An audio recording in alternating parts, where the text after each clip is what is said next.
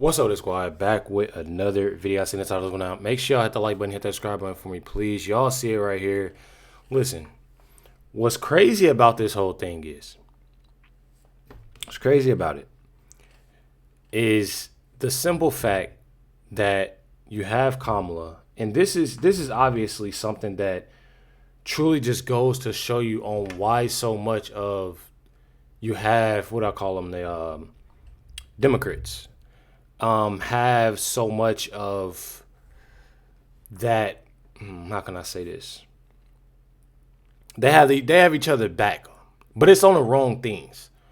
You have it here. Y'all see just based off of the thumbnail and things like that.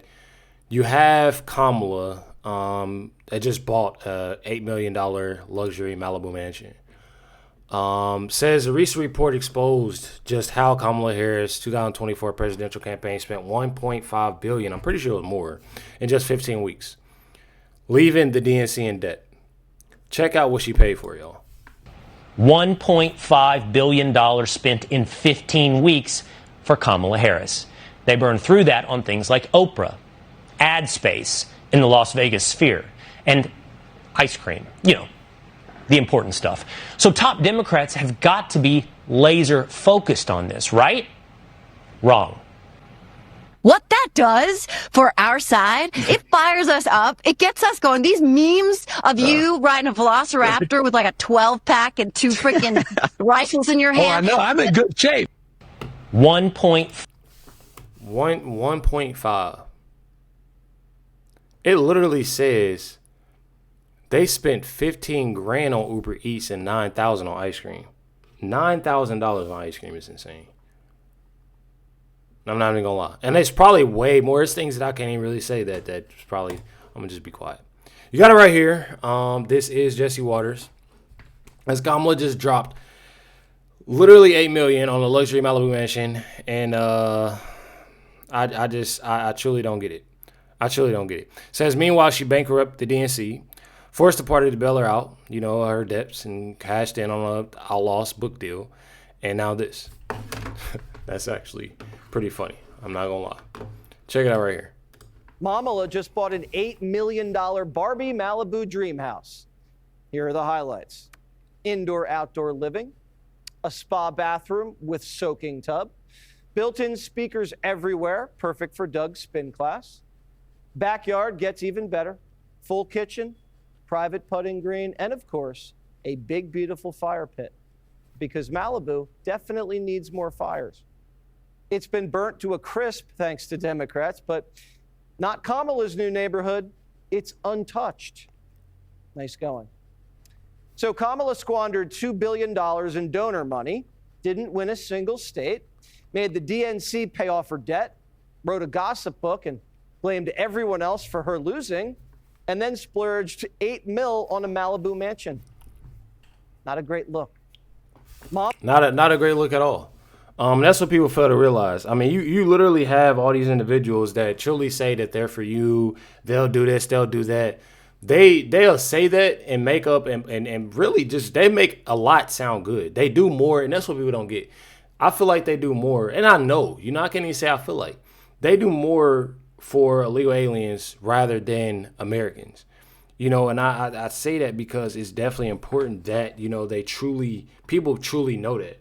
It's definitely sad that people aren't even understanding that, that they care so much, more of the illegals rather than, Americans and then themselves, as y'all see.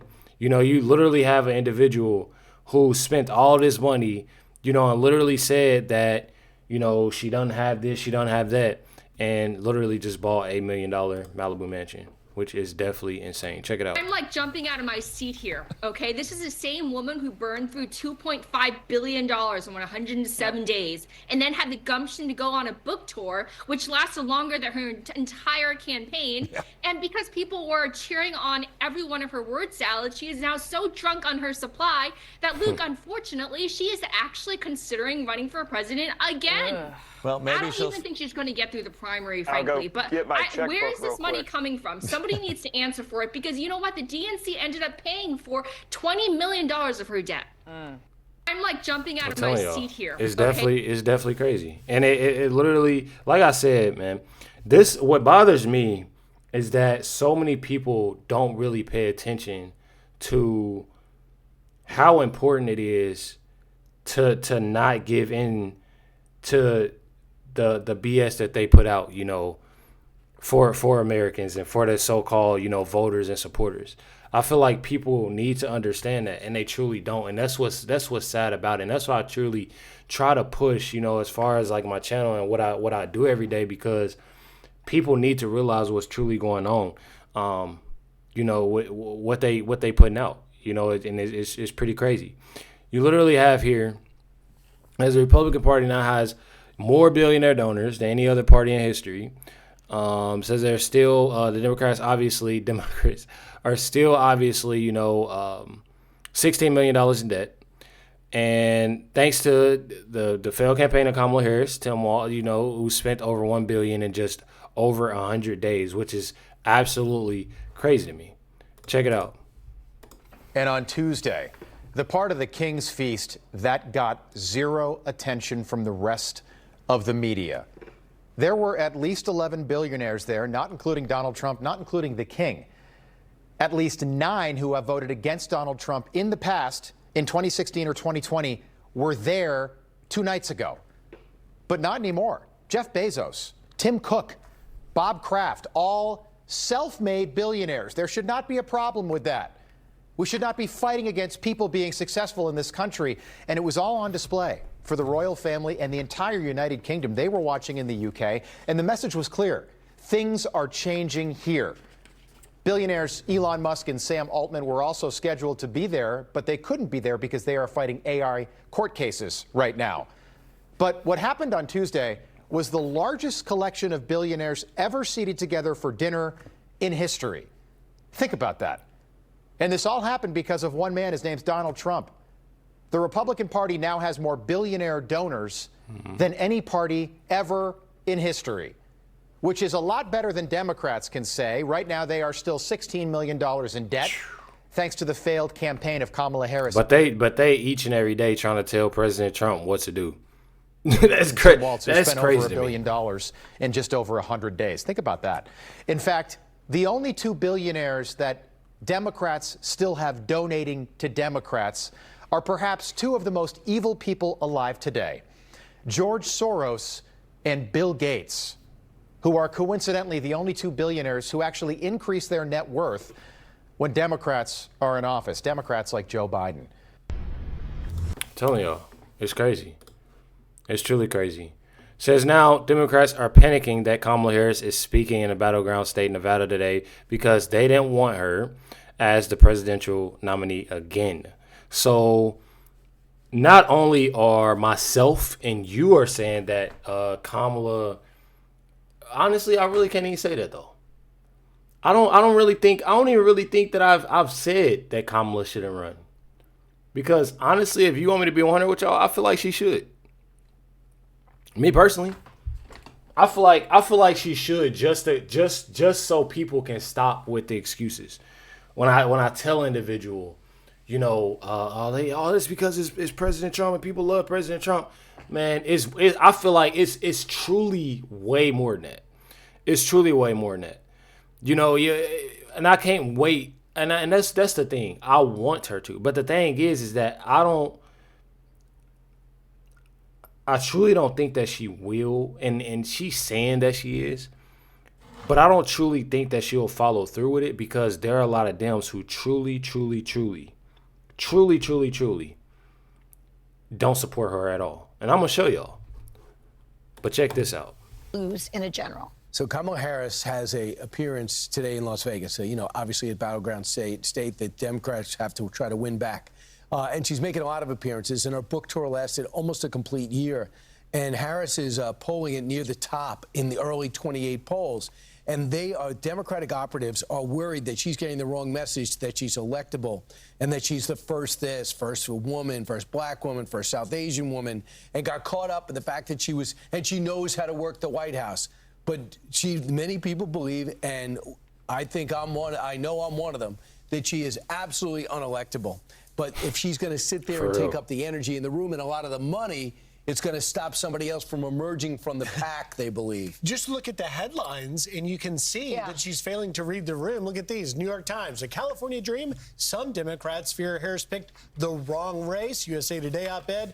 I voted for Harris in 2024. She shouldn't run in 2028. In The Hill, op-ed again. Kamala Harris tops potential 2028 polls, but she shouldn't run. I think this is interesting, too, because there has been debate amongst Democrats that the autopsy of what went wrong in 2024 was going to be released. They did an internal autopsy. The chairman, Ken Martin, said, well, we're not going to put it out. Why? Because he believed that they didn't want to reveal the things that went wrong. Listen, this is exactly what went wrong is what they're showing right now. What went wrong with this whole campaign is the simple fact that Kamala and her team and others tried to pull this date. Okay, let me put it this way. When you have hip-hop stars or anything like that, or whether if it's R&B, whether a movie star, whatever it is, and they tell you, oh, yeah, we're going to support Kamala because we don't like Trump. When she sees and her team sees that people get excited because one of those individuals does something like that, they thought that it was okay to use money, pay them. One thing about that I'm going to say is all those individuals that showed up, showed out, performed, talked, anything like that, they got their bag and they ran with it. That's it, and that's all. And it backfired on her a lot. It backfired on her a lot. You know, obviously saying that they're in debt with it, and it literally hurt them a lot because of the things that they was trying to pull. And then the kicker was, you know, when it came to election time, and she said that she'll do this, she'll do that, she'll watch it with them. She ended up going to that college. I'm pretty sure it was at a college or something. She didn't end up showing up. You know, people were looking for Kamala, seeing where she was at, trying to figure out why did she just go into hiding because she's seen this is a lot of these things truly tore, and they thought that was something that was going to boost things up. I feel like, me personally, that people literally, and the crazy thing is, people literally went, and it brought out. I feel like it brought out people when people seen that they was getting out free food, it was free tickets here. They seen that Kamala, obviously she got a little collar on her and played this whole I'm black and I'm ghetto and this, that, and the other like she's doing now. They seen all of that, and she brought, you know, I ain't gonna lie, she brought a lot of individuals out, especially, you know, black Americans, and brought those individuals out, and people still talk about her. You know, that's the thing. But it wasn't enough for them to actually be focused on what. And then on top of that, you got to look at the simple fact that they seen that people was truly just playing around. Oh, they're going to do this, they're going to do that. People are now seeing that they're playing around. They're not doing nothing about it. And thus they're seeing that's why a lot of people are leaving the Democratic Party. I'm telling y'all. Truly. Literally just go to show y'all. It says if Kamala had been president, these 130 kids will still be missing, and a list of missed kids will still be growing because they don't care about stuff like this. Trump administration finds 129,000 kids, over 129,000 kids missing in 2025. This is amazing. I'm telling y'all, it's truly amazing. But then again, they don't care about stuff like this. Truly. It says Democrat lawmakers sidestep questions on whether Kamala Harris should run in 2028. Check out what they say here. Mind if I ask you real quick if Kamala Harris should run again, do you think, in 2028 I have no for president? idea. You ask her. I have no idea who's running, and we'll focus on 2028 after 2026. You know the Supreme Court just struck down key provisions of the Voting Rights Act, denying representation and suppressing the votes and the will of the people. That, I think, is the story you guys should be covering today. The right-wing Supreme Court taking away people's representation by striking down key provisions of the Voting Rights Act. That's the story of the day. I don't think much about that right now. So. I think there's definitely a lot of support still out there for her, and you know, she seemed real sharp on the issues still, so you know, we'll see how it goes. But there's going to be a lot of people jumping in that one. I won't comment until I know whether she really actually is or not, because it's a comment, you know. I think that's her decision, but I believe there should be a wide open Democratic primary And I think there'll be a lot of contenders, you know, governors, senators. My thing is they're not giving a straight answer because, and that's the funny thing about it. Now, when it came to her campaign, they was all for it. You can ask them this question. Oh yeah, we're definitely gonna do that. That's Kamala. Yeah, we're gonna do that. Why are you even asking me that question? Now they're seeing on how bad things are. No, like I've said before, nobody is on the same page within that party. I'm telling y'all. People outside of government would be interested in running too. I think be a healthy experience, and that anyone who's interested ought to run. What's your main focus right now? November. Getting the majority. We'll worry about all the rest after that. Who do you think would be good I have no for the idea. party? Coming out of the Trump era, I mean, anything's an upgrade. That's crazy. And it's to be expected. I mean, it's nothing that's surprising to me, and it shouldn't be surprising to you. That's just being 100 with y'all. I'm telling y'all. Says Kamala Harris gave a speech, and the saxophonist on stage with her fell asleep. This literally just goes to show y'all, bro. This literally goes to show y'all that people do not take her serious anymore. Check it out. I don't think so, because if you thought no King's rallies were a thing, people would take to the streets if they tried to cancel elections. No, they have had an agenda that has been in place for decades to get to this very moment and beyond, which is to make it so difficult for the... And here's the thing about real talk, guys. I mean, this is where, in politics, you know, we've dropped the ball in a variety of ways, although we've done good work also, but then, and people... So y'all clearly see that this man is asleep. Y'all clearly see that this man is asleep. Literally just goes to show y'all right there. Do not care whatsoever, bro.